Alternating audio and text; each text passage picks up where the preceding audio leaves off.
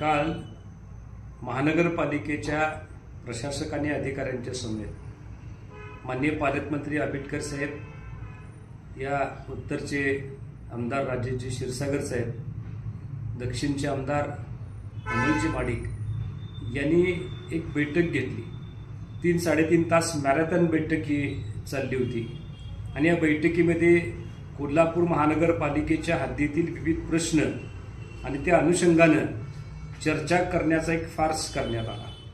या निमित्तानं मला सांगायचं आहे की या बैठकीमध्ये जे मुद्दे आपण उचलले होते ते आजचे प्रलंबित मुद्दे आहेत अशातला काही भाग नाही आहे। गेल्या काही वर्षापासून रस्त्याच्या कामातला घोटाळा, 100 कोटीचा घोटाळा, त्याचबरोबर पाणी पुरवठा योग्य होत नाही अशा पद्धतीच्या तक्रारी, एखादा स्लॅब कुसून कर्मचारी किंवा एखादा व्यक्ती मरण पावणे अशा पद्धतीच्या तक्रारी, हे काय पहिल्यांदा कोल्हापूरमध्ये झालेलं नाही आहे।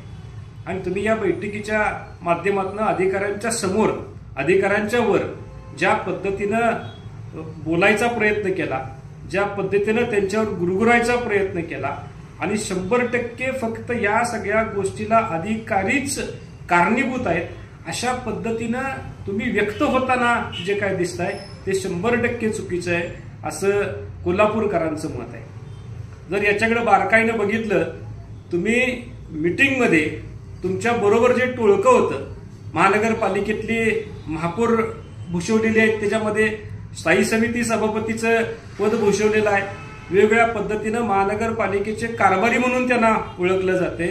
यांनी खरं तर या टोळक्यानं या कोल्हापूर महानगरपालिकेचा घात केलेला आहे। कुठलाही कॉन्ट्रॅक्टर, कुठलाही कंत्राटदार किंवा कुठलंही टेंडर द्यायचं असेल तर या अधिकाऱ्यांच्या वर प्रेशर केलं जातं। एखादं टेंडर बदलायचं असेल तर फोन केला जातो, एखादं टेंडर अनुकूल करून घ्यायचं असेल, स्वतःच्या कॉन्ट्रॅक्टरच्या हिताचं करून घ्यायचं असेल तर अधिकाऱ्यांच्यावर प्रेशर केलं जातं। हे तुम्हाला माहीत नाही असं नाहीच आहे, हेही तुम्हाला माहीत आहे। तरी सुद्धा ज्या अधिकाऱ्यांच्यावर तुम्ही रुबाब गाजवताय ते जेवढे दोषी आहेत तेवढेच दोषी हे तुमचे कारभारी मंडळी आहे, हे मनमानी करणारी जी काही तुमची कारभारी मंडळी आहे आणि यांच्यावर तुम्ही कंट्रोल ठेवायला पाहिजे। यांना जसं अधिकाऱ्यांना निलंबित करण्याच्या तुम्ही गोष्टी करता, अधिकाऱ्यांना निलंबन करायला पाहिजे अशा पद्धतीचं तुम्ही ठाम म्हणता, तशाच पद्धतीनं हे जे काही कारभारांचं टोळकं आहे महानगरपालिकेमध्ये, त्या कामावर अतिक्रमण केलेलं या कारभारांचं टोळकं आहे, याला तुम्ही कसं थांबवणार आहे?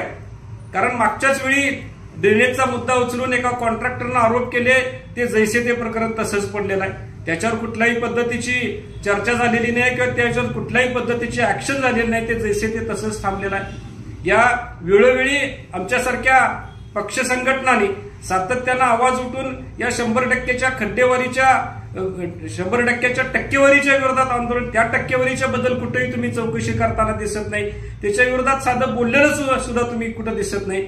कॉन्ट्रॅक्ट बेसिसवर जे कामगार घेतले जातात त्यांच्या भ्रष्टाचाराच्या विरोधात कोण काय बोलताना दिसून येत नाही। मला अत्यंत विनम्रतेनं तुम्हाला आवाहन करायचं आहे, जोपर्यंत या टक्केवारीचा मुद्दा, जोपर्यंत दर्जाहीन कामाचा मुद्दा, जोपर्यंत एखादं कॉन्ट्रॅक्ट कुणाला मिळाला पाहिजे, कुणाला नाही मिळाला पाहिजे याच्याबद्दलचे फोनाफोनीचे मुद्दे हे जोपर्यंत संपत नाही तोपर्यंत अधिकार स्वतःचं काम व्यवस्थित करणार नाहीत।